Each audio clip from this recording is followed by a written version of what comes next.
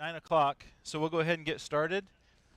If you've got your Bibles with you, go ahead and open them up to Hebrews chapter 12, and we're going to be starting in about verse 18. This is one of my favorite sections in the letter. It kind of brings everything home. It's linking together a lot of the thoughts. It's beginning a conclusion to what is most likely a sermon.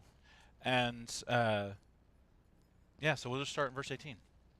So it says, "You have not come to what may be touched, a blazing fire and darkness and gloom and a tempest and the sound of a trumpet and a voice whose words made the hearer beg that no further messages be spoken to them. For they could not endure the order that was given. If a beast even touches the mountain, it shall be stoned.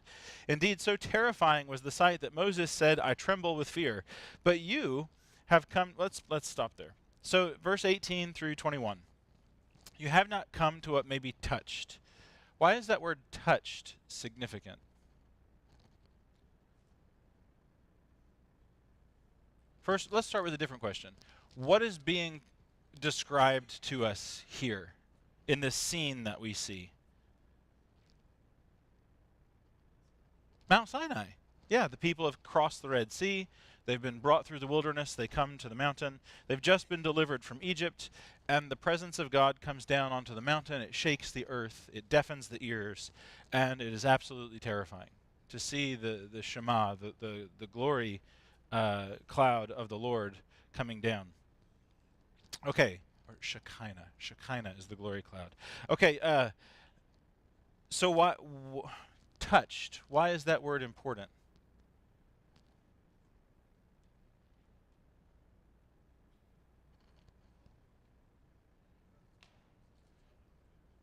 Yeah. The presence of God makes things holy.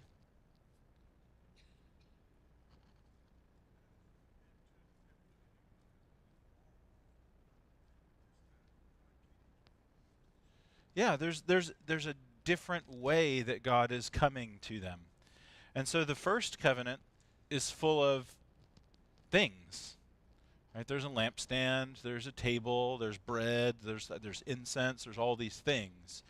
And now we have to be careful in the way that we think about the old and the new. Right? Jesus says, and we're going to talk about this later this morning. Jesus said that he did not come to destroy the Old Testament. What did he come to do? To fulfill it. To fulfill it. And so when we think in terms of how we relate back to the law of Moses and the Old Covenant scriptures, it's not as though those things just suddenly became useless or were destroyed, right? Which is one way that we can understand something being abolished.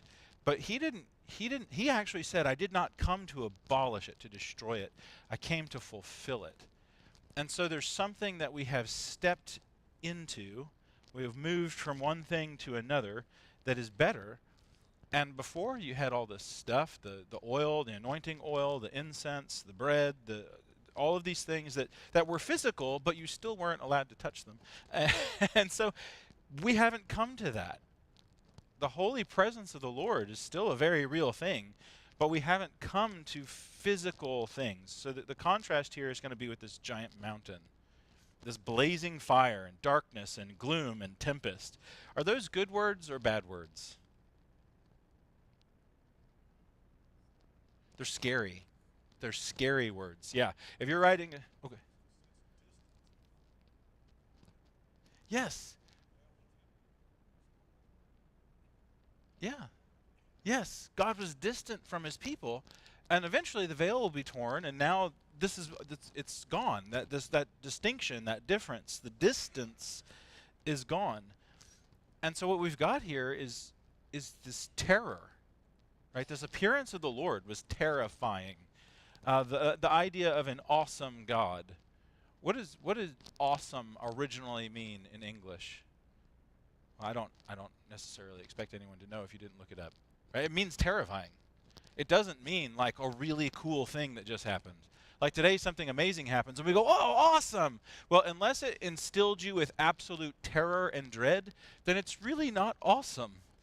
right? At least the way that word was originally used. And the problem with living languages is that they change meaning over time. And so what we've got is this idea of an awesome God.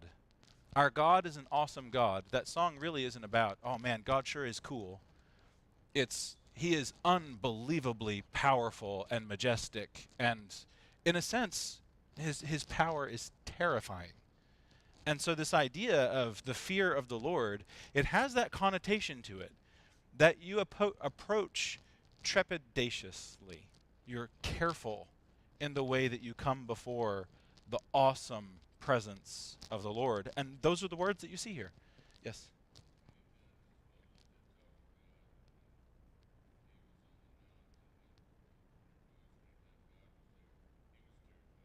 Yes.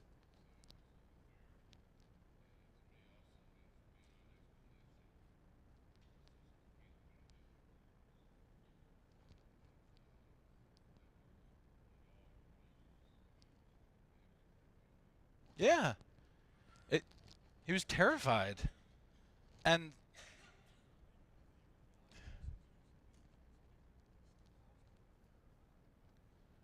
yeah, the angels, when people see the messengers, they're terrified in their presence because we recognize the power. Well, and the difference, right? It's not just that God is so strong, but when you see the difference, the distinction between who he is and who we are made manifest, it scares you. Yes.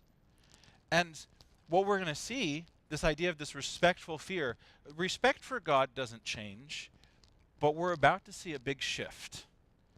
And that's important because one of the struggles that we have, people who are serious students of the Bible, people who really take seriously what God says, is we tend to forget that there is a shift. And one of the things that I have done for most of my life was have approached God with this mindset, right? This blazing fire and darkness and gloom and tempest and the sound of a trumpet and the voice who made the hearers beg that no further messages would be given to them. Well, have you ever, in your relationship with Christ, have you ever read the words of Jesus in the New Testament and just been terrified of this Messiah, this Lamb? Have you ever read the epistles and say, wow, this is just too terrifying. Please take this away. I don't want to hear anything else that God has to say. So there's a change. There's a change. These people could not endure, right? They weren't able to bear what was being laid upon them. And we have that in verse 21. Moses was afraid. And then in verse 22, there's this word but. That's a conjunction. It joins things together.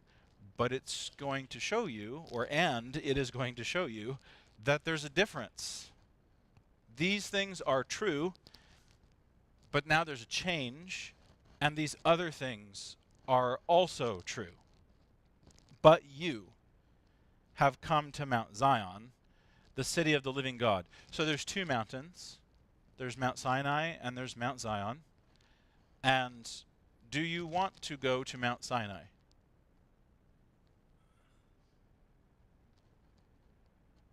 You do? Think Galatians. Think Galatians.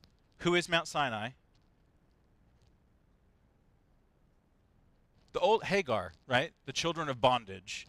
And then there is the New Jerusalem that comes down from heaven. And who is that?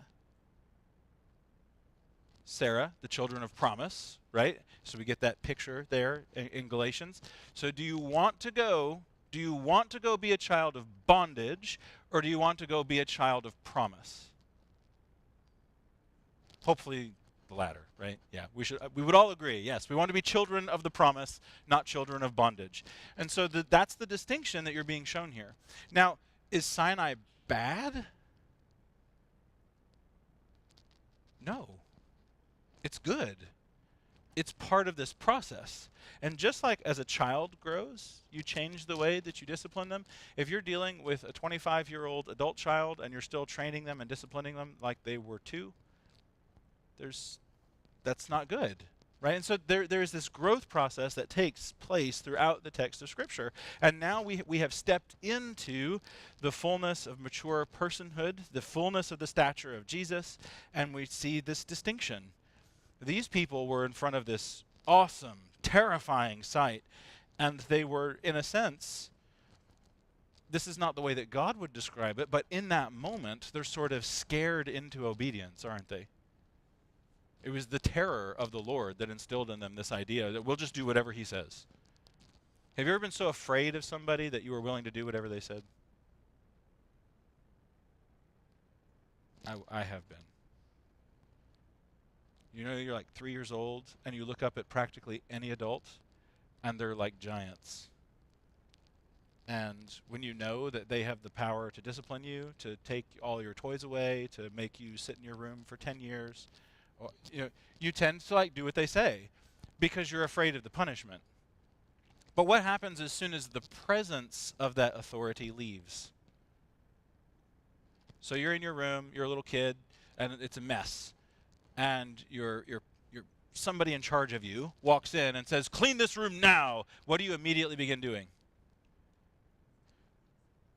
Yeah, you start cleaning, right? I mean, you're busy. You look like you're busy. But as soon as that person leaves, what do? And these Legos look pretty cool. I'm going to go play.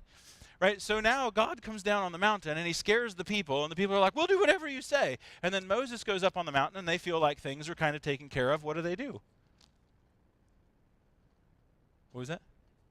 They build an idol, right? They rise up to play. And so that's sort of the sense, is fear works as long as the one scaring you is present, and then it doesn't work all the time. Sometimes they actually have to exercise the thing that scares you.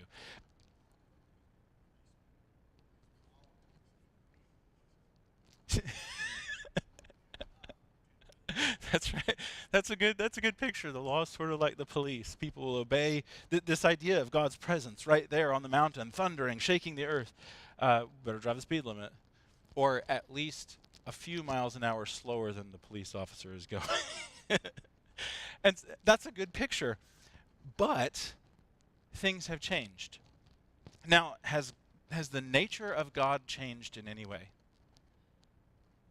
No. It's the same God. Has the power of God been diminished in any way?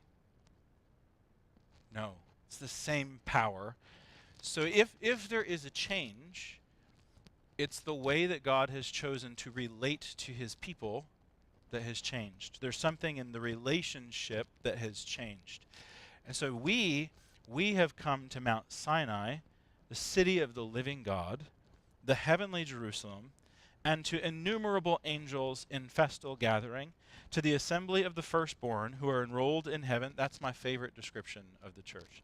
To the assembly of the firstborn who are enrolled in heaven, to God, the judge of all, and to the spirits of the righteous made perfect, and to Jesus, the mediator of a new covenant, to the sprinkled blood that speaks a better word than the blood of Abel. Okay, so you've come to Mount Sinai, Mount Zion, the city of the living God, the heavenly Jerusalem. What is that? Is it a place? The church. Yeah, God's people. You have come to God's people. And all three of these are going to be the same thing. The city of the living God, those are the people of God. It's what John sees coming down out of heaven. The heavenly Jerusalem, same thing. To the innumerable angels in festal gathering. This now we're seeing that this new thing, the church, is not just us, but it is the collective reign and authority of God over what is seen and unseen. And to the assembly of the firstborn who are enrolled in heaven. All of these things are descriptions of this giant assembly that we have now been made part of. And the picture is different. What is a festal gathering?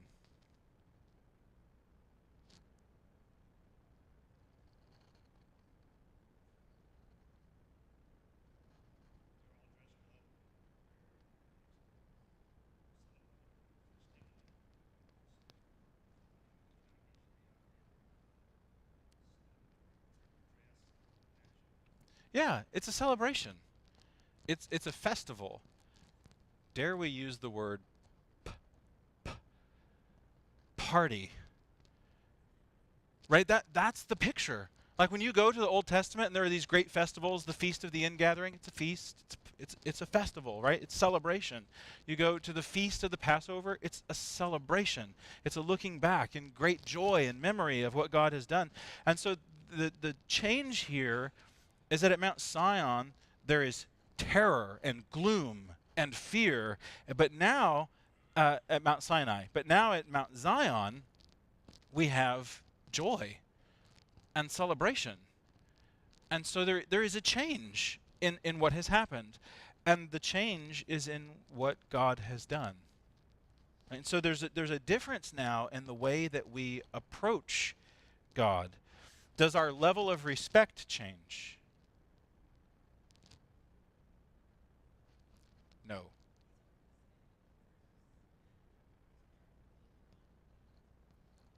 Yes.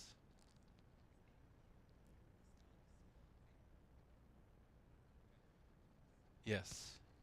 God is still capable of being dreadful to us. It is a fearful thing to fall into the hands of the living God. So there is a respect that is still present, but the relationship has changed. Are children allowed to joke with their parents? To laugh and have fun? To like go to parties with their parents? That's right. But do they have to be respectful when they're joking? Yes. That's a hard thing. Just this morning, I had to tell one of the children, you're not allowed to tell jokes because you don't know how to do it respectfully. Humor is hard. It's too hard for you right now. Don't try it. And so what we have is we have been brought up, right? The Old Testament is absolutely important. It lays this critical foundation for who God is and how God has to be addressed and the absolute severity of things like sin and death. And it moves into then, you can sort of see like the growth of God's people as a child. It moves into this fullness, sort of like Paul will describe over in Galatians, how when we were a child we had that tutor, but now we have been brought to Christ. That's the same thing that's being described here. And the way that we approach God is now different.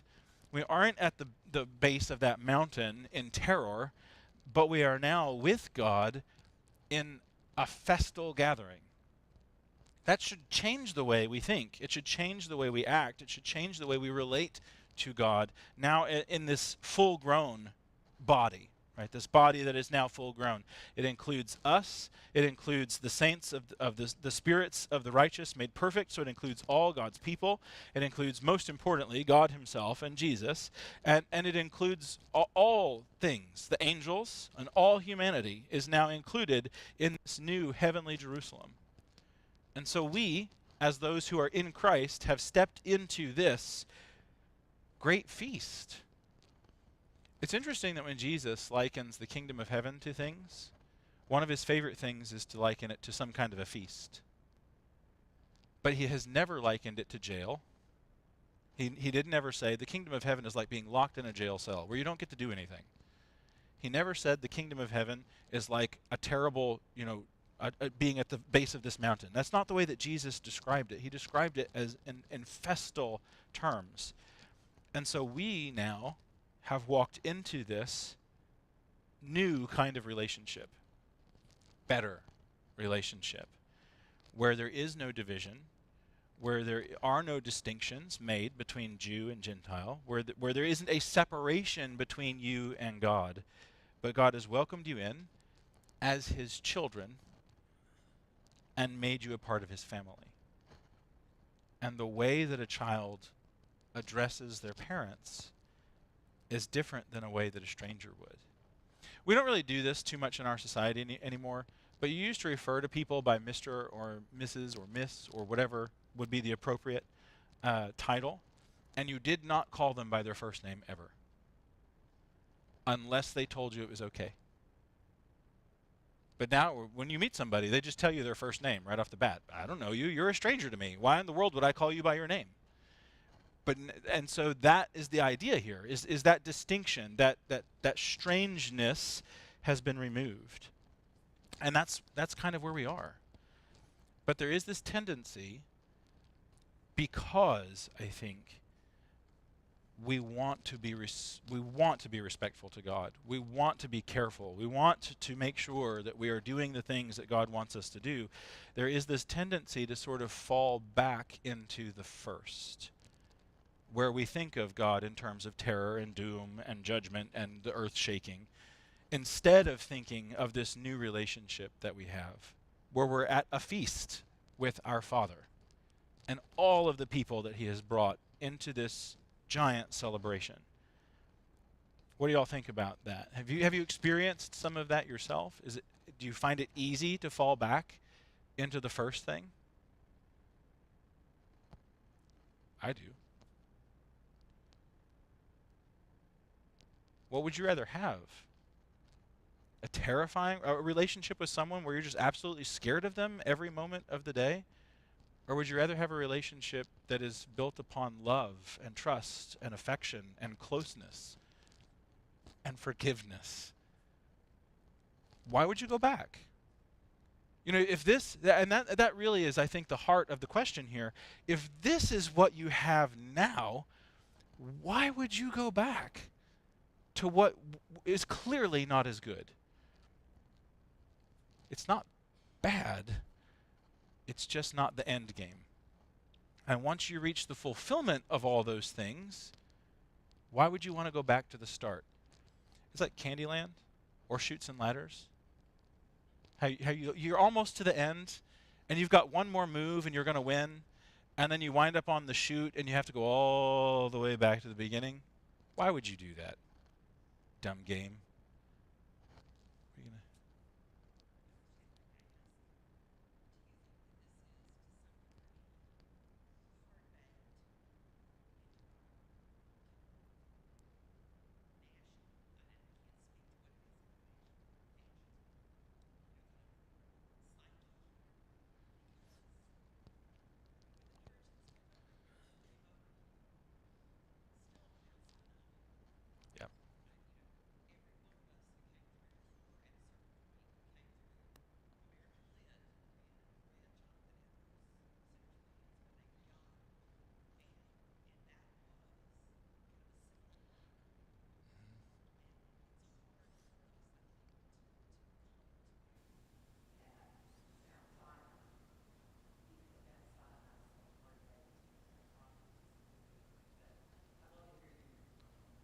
Oh, I think you're exactly right. We come by the want to be at Sinai naturally, or yeah, it's part of who we are as a people, and we as a culture. One of the distinctions, at least in our country, is that we like laws.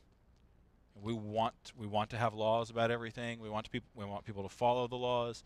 We get angry when people are driving too fast or too slow, and usually the right speed limit is the one that I'm driving. Uh, but we like those rules, right? We like to know how you're supposed to conduct yourself, when you're supposed to do things, and we get upset and frustrated when people don't follow the rules. All of our sports have rules. All of our games have rules. We just love rules, and I, I do think we come by that honestly. The people who came over and in the English colonies, very, very. I don't want to use the word. We'll just say they're at Mount Sinai. That's a great way to describe them. They had an absolute terror. They were terrified of God. They viewed God, the work that was mentioned, sinners in the hands of an angry God. The picture there is that God is holding you over a pit of destruction, and at any moment, he might let you go. You know, you might fall and slip into this pit of destruction, and God isn't going to save you because you've got it coming, you wicked, terrible person. And so there's this sense in which that's just baked into the religious culture that we have sort of inherited, and we have to overcome that. Just like if you were Jewish, imagine if you were Jewish and your background is Mount Sinai, and now you have this great image from Jesus. You don't have to be at Mount Sinai anymore. You can walk into Mount Zion. It would be difficult. You would continually feel like, am I doing something wrong? Is it okay? Is it okay? Like, one of the things that I've heard people joke about is they'll say that, well, Christianity makes anything fun sinful. Right? And maybe you're having a good time and you're like, wait a minute. Do we need to dial this back a little bit? it's a festal gathering. That's probably a happy thing. And so we need to be careful that we don't sit at the wrong mountain. Yeah.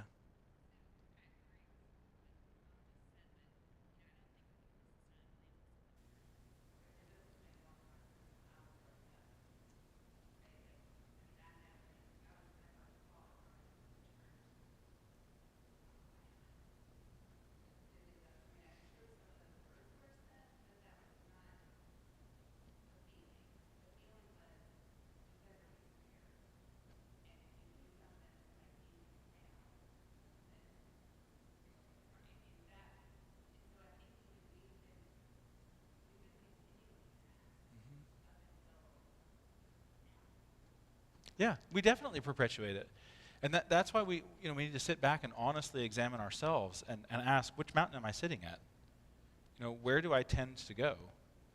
And why would I want to go back to fear and terror when I can be at the feast?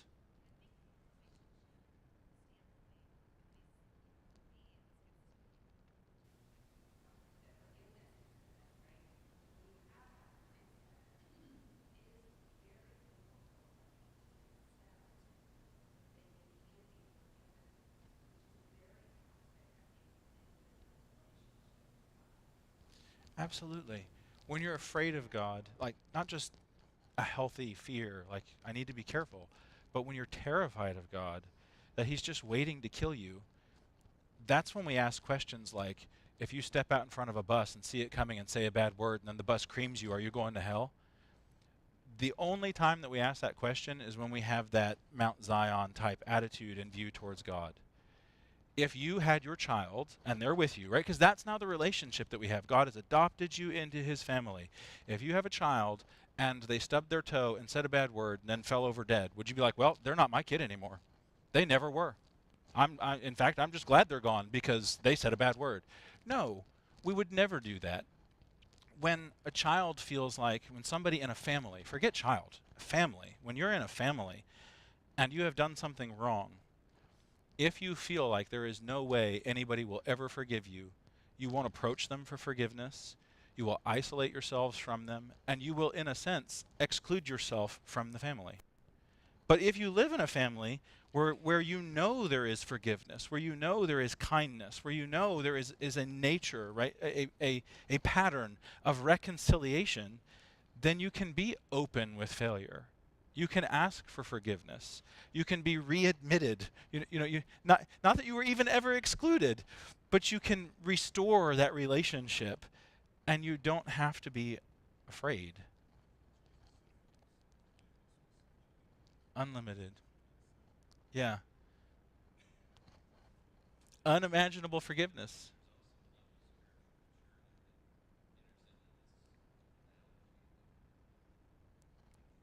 Yeah.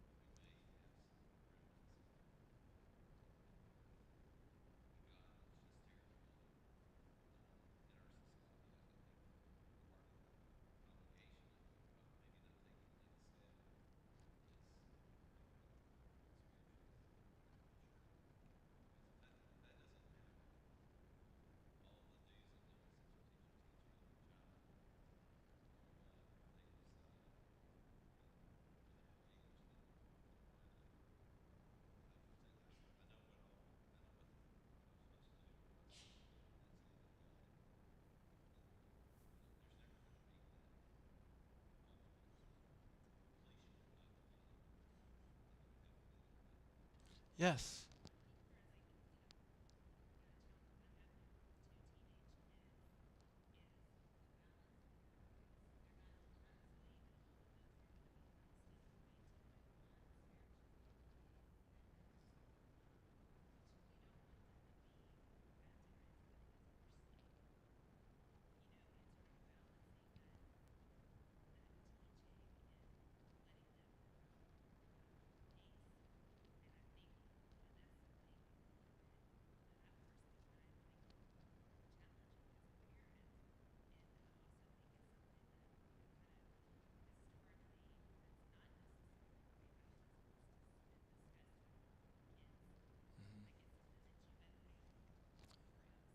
else. Yeah. And when you read what Jesus says, like at the end of Matthew, he says, go to all the nations and make disciples, baptizing them. And so the way that we approach it with our kids is, I don't want you to get baptized because you're terrified. I want you to get baptized because you're committed. Because you recognize who Jesus is. You recognize the relationship that you would be walking into. You recognize who he is and what you will be. And that you are committed to that. And that's...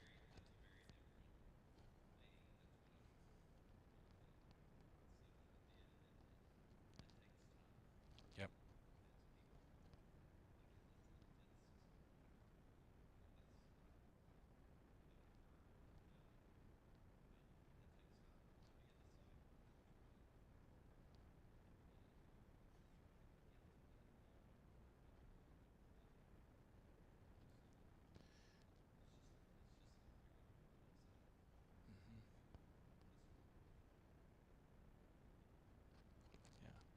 And the idea of growth, I'm glad you brought that up. We have to allow for growth in our lives. The story of God's people starts at Sinai. I mean, it really starts before that. But the story of the law, right, it begins at Sinai with the terror and the gloom and the darkness. And it grows into Jesus. And so our faith may begin, like a lot of new converts begin, in a sense, at Sinai. You know, they're scared. They have sort of like a terrified view of God, and it may just be that that's how we have presented it, or it may just be that that's the natural progression of things. You don't want to mess up. And while we need to keep the idea that we want to do right by God always, the way in which we're doing right changes. And I've used this picture before of my dad asking me to go mow the lawn. Like, he hated yard work, like grass. And so from as soon as I could push the mower or ride the riding lawnmower, I ran over an orange tree once. That was not good. But as soon as I could do those things, I was doing it. And initially, it was because I was afraid of the giant. You know, go mow the grass. Yes, sir. And I would go mow the grass because I was afraid of my dad. But eventually that changed, where I realized that the reason why he asks me to mow the grass is not because he's some authoritarian figure who just wants to make me do everything he can possibly think of. It's that he's really busy. He works a lot, and then he comes home, and first of all, he doesn't like yard work, and then he has other things he has to do when he gets home. And so he's asking me to contribute and to be part of the family. And so eventually I began to mow the grass, not because I was afraid or it was required. I began to mow the grass because I loved my father. And I wanted to do what made him happy. That's a radically different reason for doing the exact same thing. And so that's sort of what we see here, is God hasn't changed and humanity hasn't changed, but now the way that we relate to God has changed. And we're no longer doing things because we're terrified of the doom and the gloom and the thunder and the earthquakes. We're serving God now because we love him and we know that he loves us. Why would you go back? Why would you want to go back to terror when now you have a relationship? And that's important. That's really important. It should change the way we teach. It should change the way that we live. It should change the way that we think about who we are as God's people. And it's a really beautiful picture. Paul does this again in Galatians, but here you sort of have a bigger image of what's been going on. And at the conclusion of all that, in verse 25, look at what it says. Don't refuse the one who is speaking. For if they didn't escape, right? And so it's sort of like we have to be careful with this idea of walking into a party. It's you still have to be respectful to God. That's sort of the idea. Don't refuse the one who is speaking. For if they didn't escape when they refused him who warned them on earth, how much less will you escape if you reject the one who warns you from heaven? At this time, and that goes back to the beginning, right? how in the beginning or how throughout time God has spoken in various ways, but now he speaks to us through his Son. And so if the people were held accountable to the words of the prophets, how much more will we be held accountable to the words of Jesus? And so there again, there is this idea that there's still God is still who he was, but now he is our Father. And the reason that we listen to him is different. It's not because of the rules, it's because of love. And it's better. Any other thoughts on that?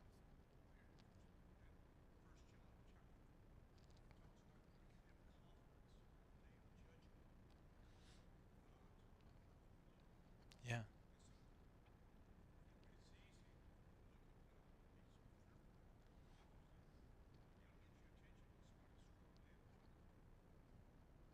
Yep.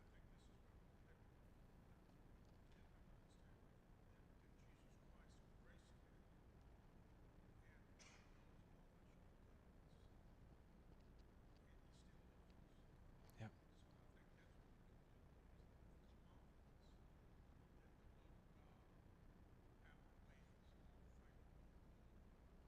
Yes.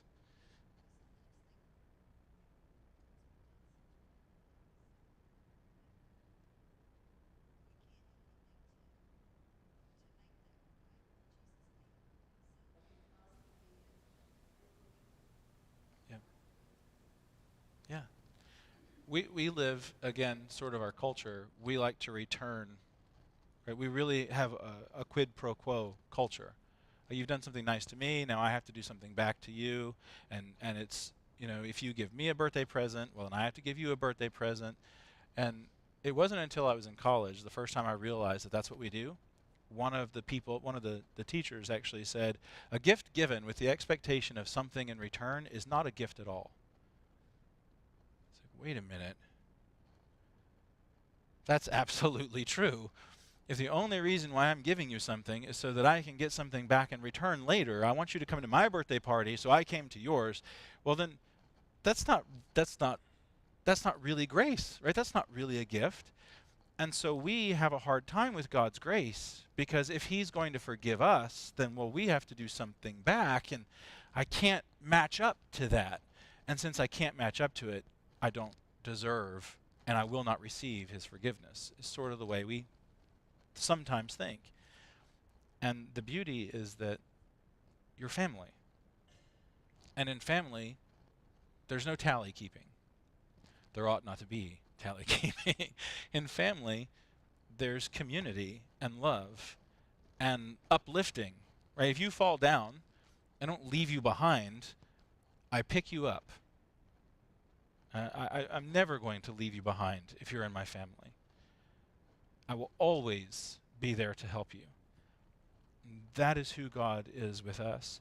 And if we can latch on to that idea, it will change the way we preach the gospel. There are many people that I've met in my life who are like, I just don't get into the whole religion thing because God is just this terrible person who's going to send anybody to hell who disagrees with him. And you know what? They come by that view honestly. That's the way that things have been presented for a very long time, at least in my life. And that's just not the actual picture.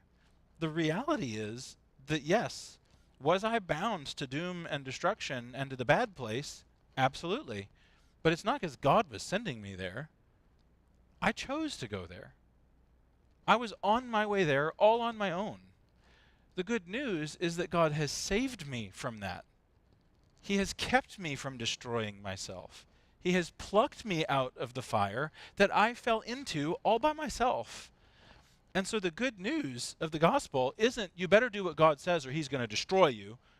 The good news of the gospel is you fell into the fire all on your own and God was there to pick you up and dry you off, take care of you. That's the gospel. And so when we look at it from this perspective, it should change the way we present that. And that's attractive.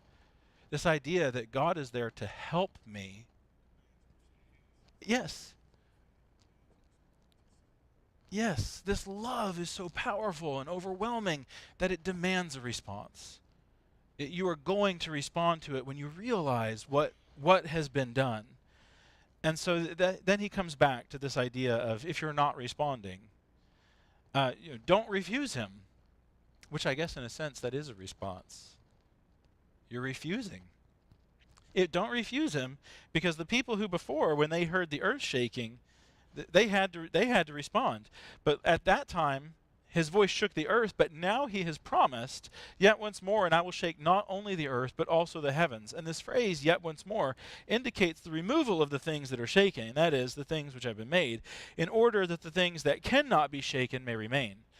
Therefore let us be grateful for receiving a kingdom that cannot be shaken, and thus let us offer to God acceptable worship with reverence and awe, for our God is a consuming fire. And so that kind of brings us back to the beginning of Mount Sinai, where God has never changed. He is always who he was, and he has always revealed himself to be who he is. But now we have this idea of God as our Father, we as his children. So we should be grateful for this new way of relating to God, this new kingdom, not new from an eternal sense, but new to us, that isn't going away. This is it. And so you shouldn't be waiting. There's kind of a dual thing here. This is the end game. This is where we have been going, but there's also nothing else coming later. Like if you were a Jew and you're sitting here thinking, through this argument that a Christian might be making to you, saying that, well, yeah, that's the old way, but now there's this new way of doing things. You might think to yourself, well, I don't like this new way, so I'm just going to wait for the next new one. There is no next new one. This is it. This love that God shares with you through his Son. This is it. So you either need to accept it or to refuse it. But if you refuse it, if those who didn't escape, neither will we. And so that's sort of how that thought ends there, with God as this consuming fire. And that consuming fire is not for his children, it is for his adversaries. How do you become his adversary? Well, you already were. While you were his enemy, Christ died for you. And so you now, as his child, are no longer his adversary. And so if you are his child, that consuming fire is not for you. But if at any time you choose to go back to it, he's not going to make you stay. The father in the parable of the prodigal son, he let the son go. He asked him not to, but he let him go. That's important. All right, any other thoughts before we use the last 3 minutes of class to finish chapter 13?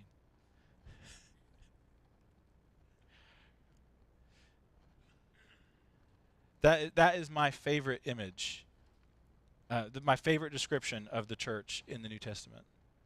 It's just beautiful. I love it. I love how it ties the entire Bible together. It's absolutely amazing. Okay, so with the time that we've got left, chapter 13, yes, there are angels. Yes, people meet them. Did you meet an angel? I don't know, possibly. Don't be led away, verse 9. Don't be led away by diverse and strange teachings, for it is good for the heart to be strengthened by grace, not by food, which has not benefited those devoted to them. So the idea of the teachings, these strange and diverse teachings, is probably hearkening back to what we mentioned at the very beginning of the class, that there is this new type of view of Judaism. There's going to be weird types of Christianity that will arise that are sort of like Judaism. There will be some odd ideas that enter in from Greek philosophy. And basically, the argument here is stick to Jesus. Stick to Jesus. And sometimes you're going to suffer. But like Jesus suffered outside the gate, which is outside the community, you might be rejected by everybody that you know and love for following Jesus. But just like Jesus was thrown outside of the city, he did this to sanctify a people. This is verse 12. He did this to sanctify a people through his own blood. So instead of saying, I want to stay inside the city, we should go outside the city to be with Jesus. So if you have to give up your identity as a Jew, if you have to give up your family, if you have to give up your relationships, if you have to give up anything and everything, it's worth it to go be with Jesus. Because in verse 14, we have no city here, but we're seeking the city that is coming, just like those people in chapter 11. And so we have to make sure that we are following God always, and that we are faithful to our Father, and that we look to that relationship that we have with him. And that sort of is where he brings this up. He'll make some other applications throughout the rest of that chapter, but verse 12 is really like the heart of the argument, where everything is brought together, and we sort of then see the conclusion. Thank you for going through the letter to the Hebrews with me. It has been a lot of fun, and I appreciate all your time and all your comments.